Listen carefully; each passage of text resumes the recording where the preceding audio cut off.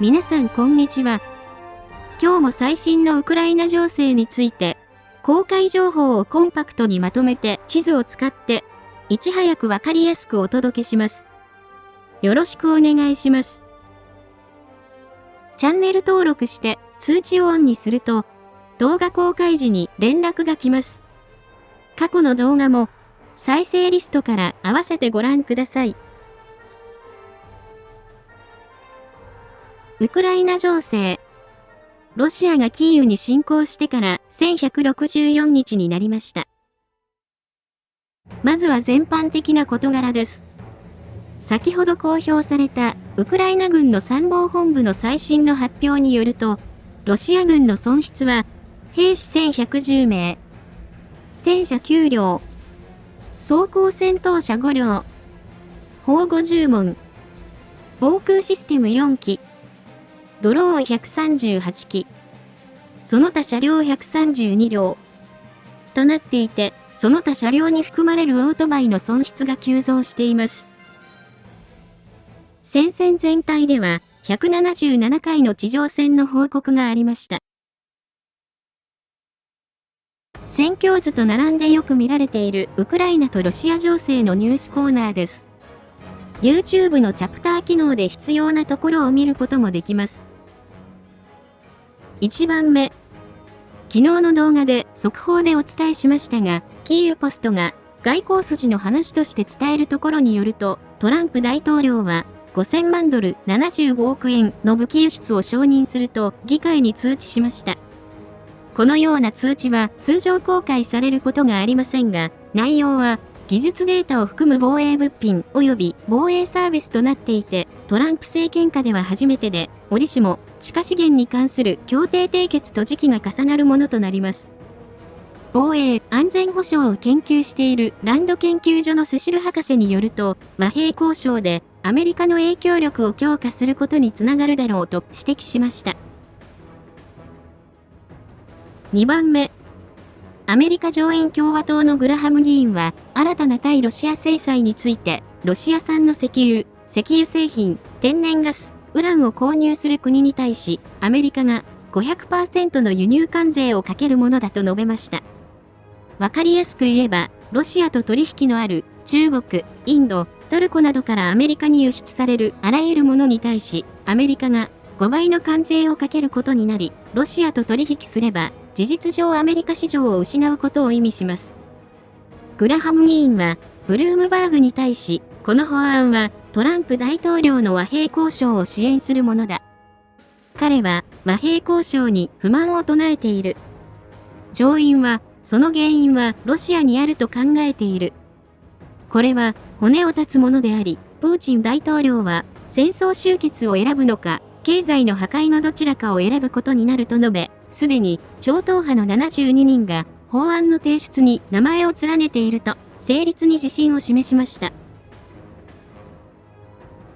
3番目。モスクワのナイトクラブでは LGBT プロパガンダの疑いで治安部隊が突入し話題となっています。ナイトクラブの告知では魅力的な女性たちが美しいギリシャ彫像のポーズで立ち止まり、観客は触れ合うことができる。ロシアの法律により LGBT は禁止されているとわざわざ説明したにもかかわらず、実態はムホムホピチャピチャしたパーティーだとの通報により、当局はフィルタリング措置の名目で突入したとのことです。これにより数十人が拘束され、ムホムホたちが選別され、早速徴兵センターに送られました。それでは各地域の戦況です。戦況の変化のあるところを中心にお伝えします。その変化は大画面でフルスクリーン表示にしていただくと日付とともに追いかけることができます。また、この分野でこれまで起きた様々な事案からルジアンやルシアン軍など YouTube に最適化した表現を使用しています。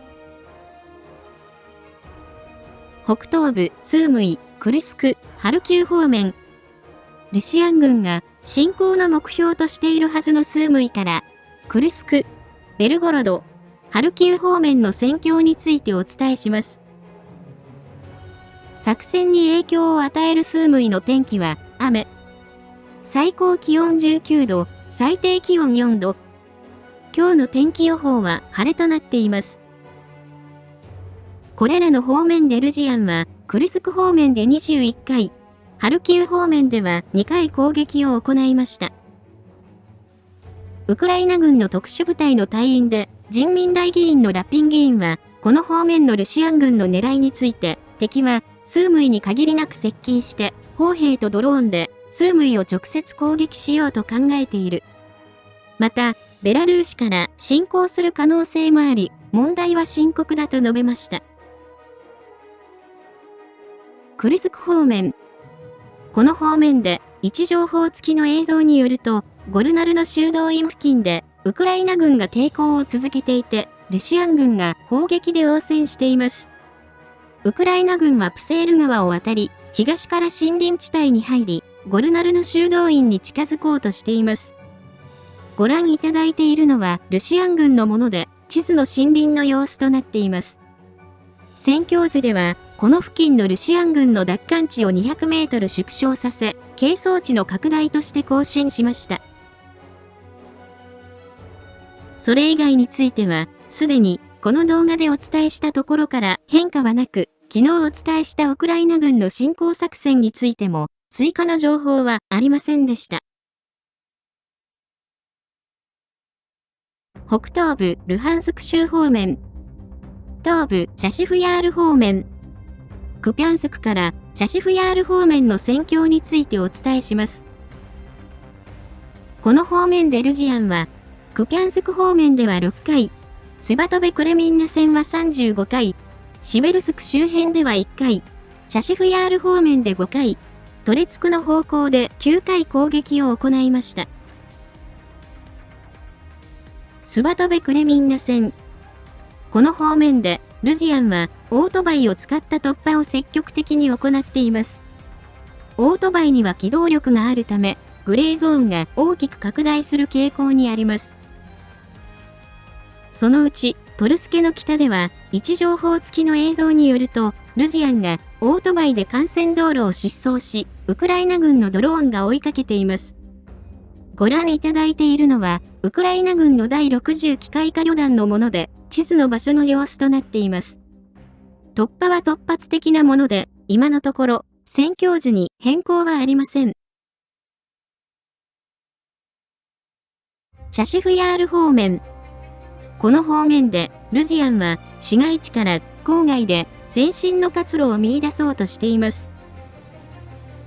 そのうち、チャシフヤールの北5キロの地点にあるフリホリフカでは、位置情報付きの映像によると、ルジアンが西に向かって前進を開始し、ウクライナ軍が機関砲で応戦しています。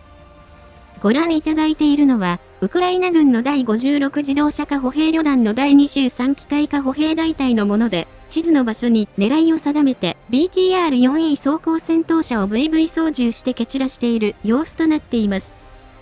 この攻撃は撃退され、戦況図に変更はありません。トレツク方面。この方面では、郊外と市街地で地上戦が活発になっています。そのうち、トレツク市内では、位置情報付きの映像によると、ウクライナ軍が市街地に突入し、負傷者を救出し、建物の掃討作戦を行いました。ご覧いただいているのは、ウクライナ軍の国家警備隊のもので、スタジアムの横の高層アパートに入り、負傷者を救出し、ルジアンを掃討して撤収する作戦の一部となっています。この作戦は、奪還を目的とするものでなく、戦況図に変更はありません。南東部ドネツク州、ポクロフスク、コスティアンティノピル、ベリカノボシルカ方面の戦況についてお伝えします。この方面で、ルジアンは、ポクロフスク方面で81回、コスティアンティノピル、ベリカノボシルカ方面で16回攻撃を行いました。ポクロフスク方面、1番目。そのうち、タラシフカからその北5キロの地点にあるノボオレニフカでは、位置情報付きの映像によると、ルジアンがオートバイで奇襲作戦を行い、ノボオレニフカの集落に入りました。ウクライナ軍は混乱して撤退し、集落の南半分はルジアンが支配したと考えられます。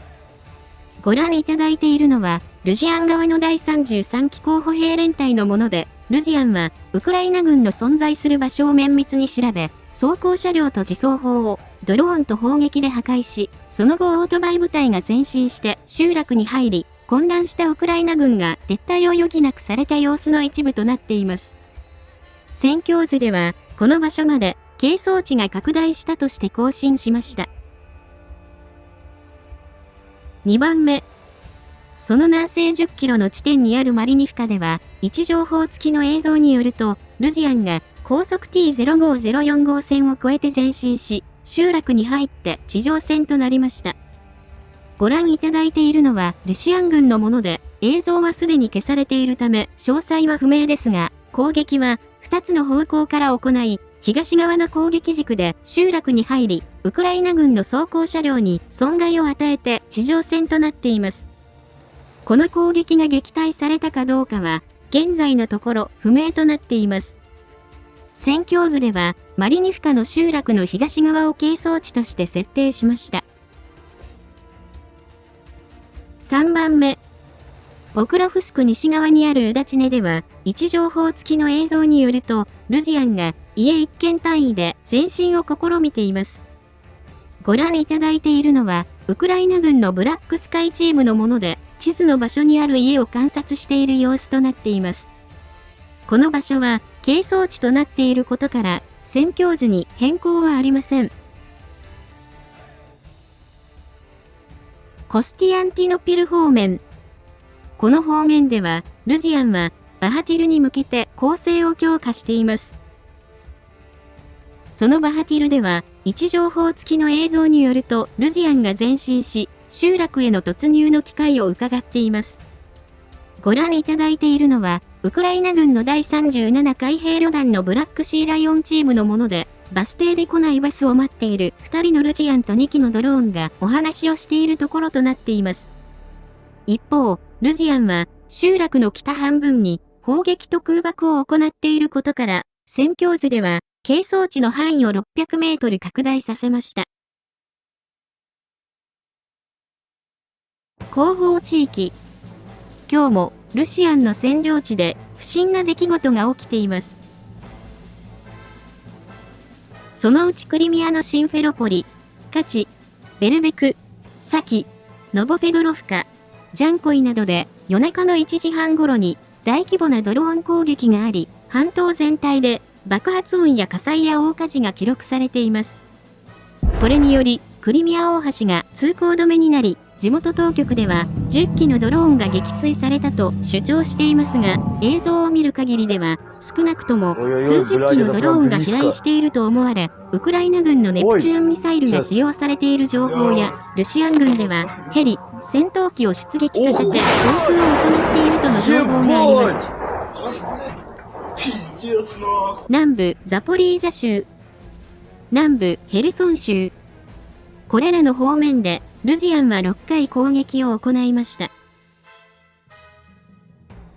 ドニプロ川方面。ウクライナ軍のボロシン報道官はユナイテッドニュースに登場し、敵はキゾミスの南にあるブハズ島に到達し、橋頭保を築こうとしていると述べました。この場所は川幅が100メートルと狭く、渡河しやすいと考えている可能性があります。戦況図では、この場所まで係争地が拡大したとして更新しました。その他、アメリカはウクライナに退役した F-16 戦闘機を直接ウクライナに送りました。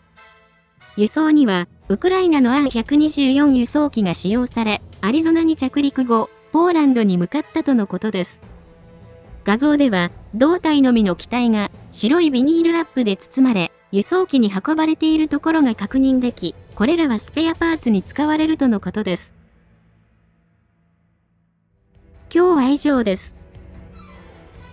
情勢分析やニュースの感想、最新情報など、ぜひコメント欄にお寄せください。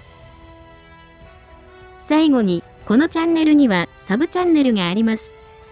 また、関連する Twitter、ノート、テレグラム、ニコニコ動画もあります。